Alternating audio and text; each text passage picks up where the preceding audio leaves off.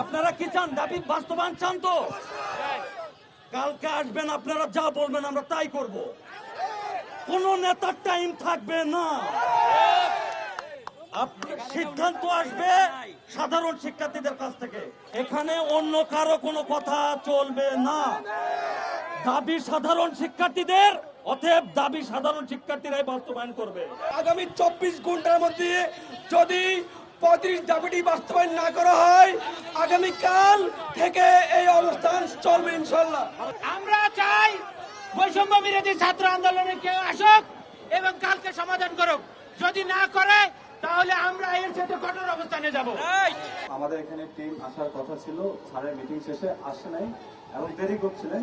তো সেই সূত্র ধরে আমরা আপনাদের সিদ্ধান্ত অনুযায়ী আমরা একটা প্রতিনিধি টিম স্যারের সাথে সাক্ষাতের জন্য গিয়েছিলাম। আমরা স্যারের পিএসকে ইনফর্ম করে আমরা সেখানে গিয়েছি প্রবাসী কল্যাণ ভবনের সামনে।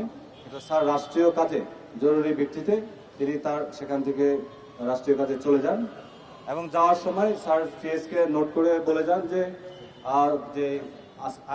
আজ থেকে আগামী 7 থেকে 10 দিনের মধ্যে একটি বৈষম্যহীন কমিশন গঠন করবেন। সেই কমিশনে প্রথম গুরুত্ব দিয়ে প্রথম থেকে সবচেয়ে গুরুত্বপূর্ণ যে ব্যাপারটি থাকবে সেটা হলো আমাদের যে যৌক্তিক দাবিটি, এই দাবিটির একটি চূড়ান্ত সিদ্ধান্ত নিয়ে আসা। এটা হচ্ছে আজকের আমাদের এখান থেকে আপনাদের যে কথা দিয়ে গেলাম সেই কথার মূল বিষয়। এখন আপনাদের কাছে একটি প্রশ্ন হচ্ছে, আপনারা কি 7 থেকে 10 দিন অপেক্ষা করতে চাচ্ছেন? আপনারা যেহেতু আচ্ছা আমি বলছি আপনি ক্লিয়ার করেন বিষয়টা। একটু আমাকে আপনি ক্লিয়ার করতে পারেন? প্লিজ প্লিজ আপনারা সারাদিন ব্যাপী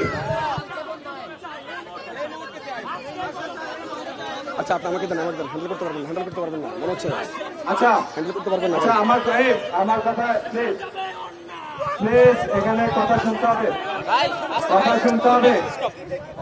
শুনতে হবে প্লিজ। আমরা অহিংস আন্দোলন সারাদিন পরিচয় দিয়ে আসছি। শেষ মুহূর্তে আমরা সহিংস এবং উচ্ছৃঙ্খল হব না।